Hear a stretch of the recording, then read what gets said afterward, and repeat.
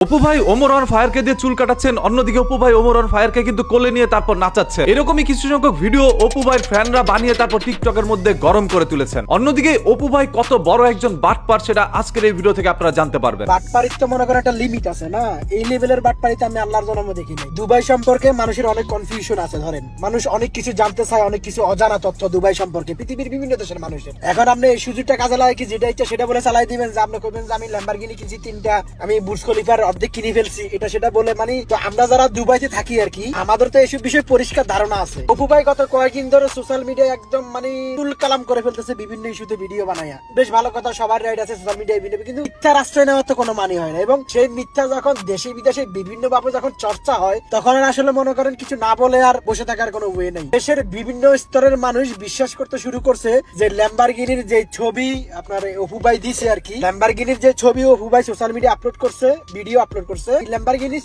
অপু ভাই কিনছে। ভাই এটা কেমনে সম্ভব? ল্যাম্বরগিনির কোম্পানির পলিসি অনুযায়ী যে কোনো গ্রাহক চাইলে ল্যাম্বরগিনি কিনতে পারে না। নাম্বার 1, ওরা আপনি ধরেন মিলিয়ন ডলারের মালিক হয়ে গেছে, আপনি চাইলেও কিনতে পারবেন না। টাকা একমাত্র বিষয় না, আর অনেকগুলা বিষয়ের উপরে নির্ভর করে আপনি ল্যাম্বরগিনি কিনতে পারবেন, সেটা যাচাই বাছাইয়ের মাধ্যমে। নাম্বার 1। নাম্বার 2 হচ্ছে ও যে বলতেছে এখানে ল্যাম্বরগিনি কিনছে, গাড়ি কেনার জন্য সবার আগে লাইসেন্স দরকার। এই দেশের লাইসেন্স দরকার। লাইসেন্স নিতে দেশে কত কষ্ট যারা আছে তারাই বুঝতে পারে। এই যে এইগুলো যে বিষয়গুলো যে ফেক, সেটার বিষয় যদি বলি, দুবাইতে আর আপনি এরকম অনেক কিছু করতে পারবেন যেটা পৃথিবীর অন্য কোনো দেশে আপনি কল্পনা করতে পারেন। টাকা হইলে আপনি ল্যাম্বরগিনি চালাইতে পারবেন, টাকা হইলে আপনি হেলিকপ্টার, বিমান, মানে এভরিথিং। আপনার কল্পনার রাজ্যে যত ধরনের বিনোদন আছে, টাকার বিনিময়ে আপনি সবকিছু করতে পারবেন। এখন ওকে ফাইন, সবাই করতেছে, পৃথিবীর বিভিন্ন দেশের মানুষ আসতেছে, করতেছে, আমরা দেখতেছি অনেক কিছুই। আমরা এগুলোর সাথে মানে একদম বলতে পারেন সরাসরি জড়িত, আমরা একদম খুব কাছ থেকে দেখি এই বিষয়গুলো। এখন মনে করেন আপনি এনজয় করতেছেন, ভালো কথা। এখন আপনি যেটা সেটা বলে চালাই দিবেন, এটা তো হয় না।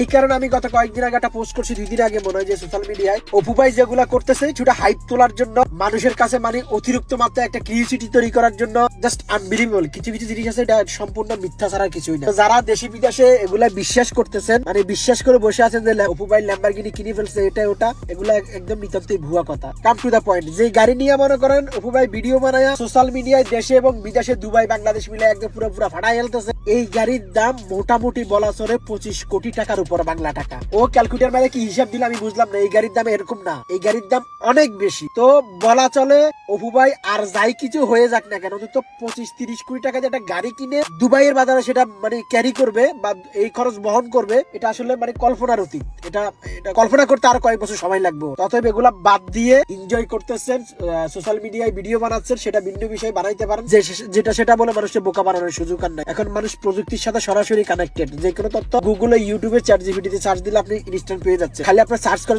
দুবাই থেকে ল্যাম্বরগিনি ভাড়া নিয়ে দিলে কত টাকা লাগে, আপনি পরিষ্কার দিনের আলোর মতো বুঝতে পারবেন। অপু ভাই আসলে গাড়ি কিনেছে, তবে সেই গাড়িটি নিয়ে রাস্তার মধ্যে ঘুরে বেড়াতে পারে নাই। তবে অন্যদিকে প্রিন্স মামুন কিন্তু গাড়ি নিয়ে রাস্তার মধ্যে ঘুরে বেড়াচ্ছে, এবং সেটাও আবার BMW গাড়ি, এবং যেন তেন রাস্তায় নয়, সেটা হচ্ছে আমাদের বাংলাদেশের রাস্তায়। এরকম একটি ভিডিও গতকাল থেকে সোশ্যাল মিডিয়ার মধ্যে আপলোডের পর থেকে মানুষ বলা বলি শুরু করে দিল, অপু ভাই যেটা পারেনি, যেটা ওমর পারেনি, সেটা কিন্তু প্রিন্স মামুন করে দেখিয়েছে। এবং গতকালই তার একটি সেলুন উদ্বোধন গেছে, যেখানে এই গাড়িটি চালিয়ে তিনি যান। কাউকে ইঙ্গিত করে প্রিন্স মামুন কোনো কথা না বললো, সেটা অটোমেটিক্যালি ইঙ্গিত নাকি লেগে গিয়েছে অপুর উপরে। এখন ওমর যদি বলে যে আমি গতকাল চুল কাটিয়েছিলাম, তাহলে সেটা অপুর উপরে লাগে, এবং মামুন যদি একটা গাড়ি নিয়ে বের হয়, সেটা অপুর উপরে গিয়ে লাগে। অপুর উপরে সবকিছু কেন লাগালাগি করছে? অন্যদিকে অপুর একজন কাছের মানুষ অপু ভাইকে নিয়ে কি বলছে সেটা একটু শুনে দেখেন। অপু ভাই তো অপু ভাইয়ের রুমে, আমি আমার রুমে, আমি থাকি দুবাই, অপু ভাই থাকে শারজা। হ্যাঁ অফকোর্স ভাইয়া, অপু ভাই গাড়িটা নিছে। আমি বুঝি না মানুষ কেন বিশ্বাস করতে চায় না অপু ভাই গাড়িটা নিছে ভাইয়া, এটা কেন বিশ্বাস করতে চায় না মানুষ, আমি বুঝি না। অপুর চামচা নাকি? না না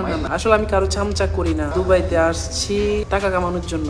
কোর্স ভাইয়া, অপু ভাই সত্যি গাড়িটা নিছে। কিরে ফকিরনি, কলিজায় আঘাত লাগে। আমি অপু ভাইয়ের একজন ভাই হই, একজন ছোট ভাই। এটা নিয়ে সমালোচনা করার কোনো প্রয়োজন নাই ভাই। এমনিতে বিদেশের মাটিতে আমাদের কোনো দাম দিতে চায় না, কোনো দাম নাই। আমি ইতিমধ্যে দেখতেছি ফেসবুকের মধ্যে আমাদের প্রবাসীদেরকে নিয়ে সবাই তুচ্ছ তাচ্ছিল্য করে কথা বলে।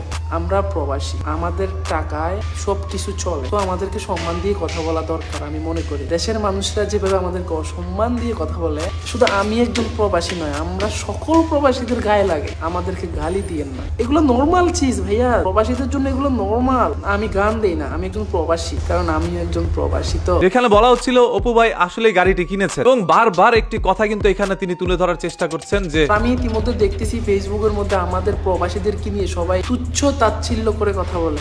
আমরা প্রবাসী ভাই, এখানে আমরা কোনো প্রবাসী কিনে বাজে মন্তব্য করি নাই। আপনারা প্রবাসের মধ্যে বসবাস করেছেন, এটা প্রবাসীদের জন্যই কিন্তু বিপজ্জনক। এগুলো নর্মাল চিজ ভাইয়া, প্রবাসীদের জন্য এগুলো নর্মাল। যারা প্রবাসের মধ্যে বসবাস করছে অসংখ্য বাঙালিরা আছে, তারা কিন্তু মাথার ঘাম পায়ে ফেলে অসম্ভব কষ্ট করে কিন্তু তারা দেশের মধ্যে বৈদেশিক মুদ্রা পাঠাচ্ছে। অন্যদিকে আপনারা কিন্তু বৈদেশে গিয়েও এখন পর্যন্ত বাজে ভিডিও আপলোড করে যাচ্ছেন। হাত জোড় করে মাপ চাই, আল্লাহর রাস্তায় ক্ষমা চাই। আবার আপনারাই নিজেদেরকে প্রবাসী হিসাবে দাবি করে বারবার এই টপিকটাকে প্রবাসীর উপরে নিয়ে ফেলতে চাচ্ছেন, যাতে করে প্রবাসীরা বাঙালির উপরে ক্ষিপ্ত হয়ে যায়, কারণ বাঙালিরা তো আপনাদেরকে নিয়ে বাজে মন্তব্য করে যাচ্ছে। শুধু আমি একজন প্রবাসী নয়, আমরা সকল প্রবাসীদের গায়ে লাগে। অপুর কাছের এই ছোট ভাইটার মুখ থেকে এই সকল কথাগুলো শোনার পর আমার কাছে মনে ছিল কিছু একটা বলা প্রয়োজন। আদারওয়াইজ মানুষ কিন্তু ভাবতেই পারে যে হ্যাঁ, প্রবাসীকে হয়তো বা বাঙালিরা নেগেটিভ কোনো কথা বলছে। আসলে বাঙালি কখনো কোনো প্রবাসীকে নিয়ে নেগেটিভ কথা বলে না, কারণ প্রবাসীরা আমাদের দেশের জন্য কতটা ভূমিকা পালন করে সেটা একমাত্র আমরাই জানি। হ্যাঁ, অফ কোর্স ভাইয়া, অপু ভাই গাড়িটা নিছে। গাড়িটা কেমনে সম্ভব? ল্যাম্বরগিনির কোম্পানির পলিসি অনুযায়ী যে কোনো গ্রাহক চাইলে ল্যাম্বরগিনি কিনতে পারে না। আসলে বিষয়টা কি জানেন, অপু ভাই